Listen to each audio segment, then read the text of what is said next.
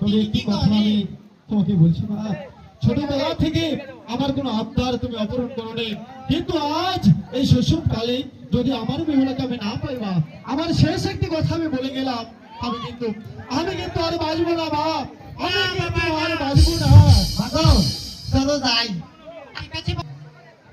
আমার ছেলে গিয়েছে ওই দক্ষিণ শহরে বাণিজ্য করতে, এখনো ফিরছে না কেন ভগবান?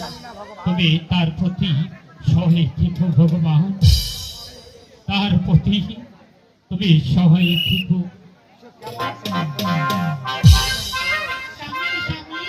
সনিকা বাণিজ্য থেকে ফিরে এসেছে, সে কোথায় সনিকা?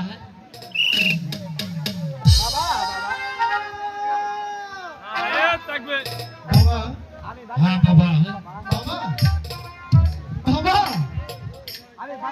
আমি আশীর্বাদ করি বাবা।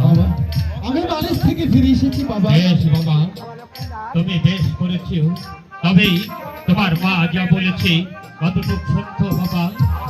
বাবা বাবা সব সত্য কথা বাবা।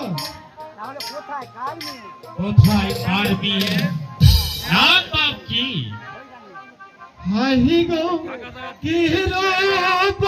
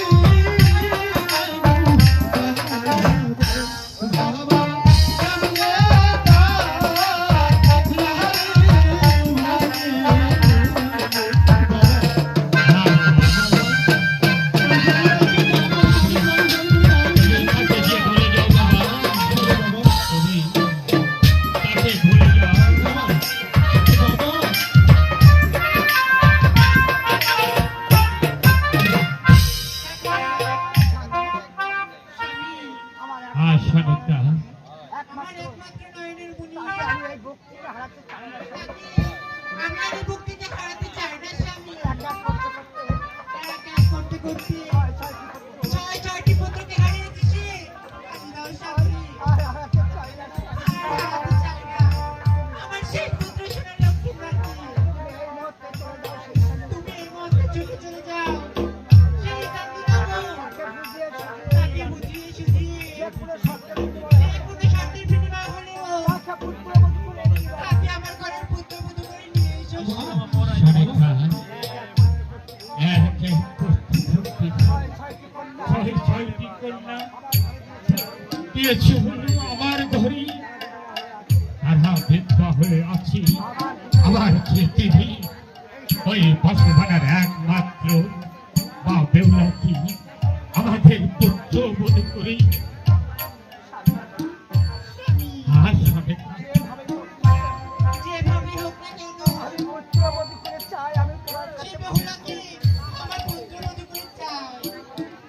ঠিক আছে সরেখা, তুমি আমার একমাত্র নয়নের মনে সোনার লক্ষ্মীদেরকে নিয়ে তুমি অন্তঃপুরে চলে যাও। আমি এই মুহূর্তেই ছুটে যাব সেই ঈশান্যী নগরী। ওই ঈশান্যী নগরী কি বুঝিয়ে সুঝিয়ে যেভাবে হোক না কেন আমি আমার